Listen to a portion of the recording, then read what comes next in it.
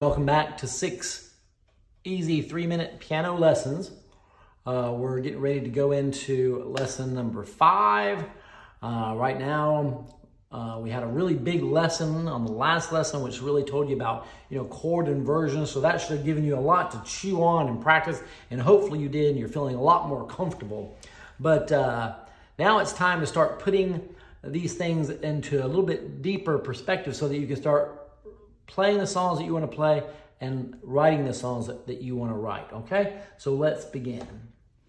So if you're, getting ready to start writing a song, or you get a melody in your head, or there's a song you want to play on the radio, and you know the chords now, but so what, right? How do you figure it out, Well, the first thing that you want to do if you're trying to learn a song off the radio is you want to, listen for, usually the first chord is going to tell you what's called the key that the song is in.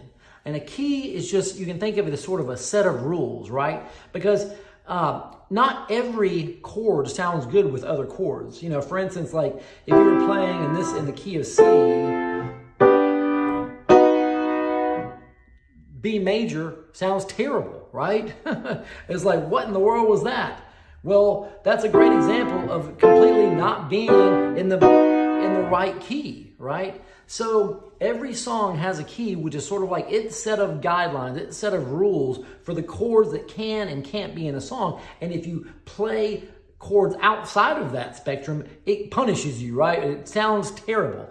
So if you're trying to learn a song and you find, like I said, the first chord, then chances are the song is going to be in the key that is that first chord. So here's C, right? So you can say, okay, well, I can tell that this, song is in the key of C, and you can go and you can look up the chords that are in that key. Well, why do you want to do that? Well, because that way, as you're trying to guess which chords are the other ones as you listen to it, you can look at your list of chords that are in that key and know reasonably well that you're not going to have to go outside of that list of chords to find out, which one's going to be the next chord, right?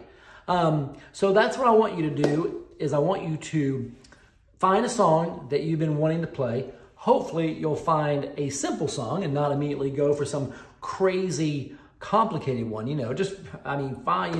try to pick up Amazing Grace, for crying out loud.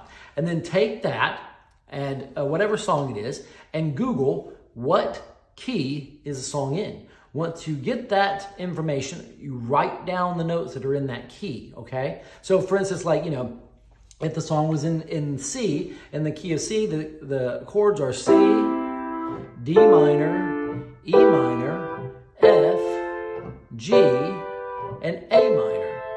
There's also a B diminished, but I'm not going to go into that in this lesson, okay? And so chances are then, because I know that these are the chords in C major, then I know that as I'm playing,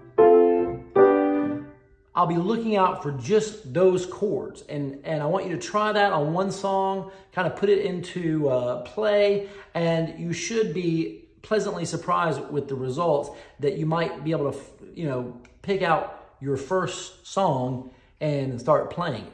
And please subscribe. I'll see you on the next lesson.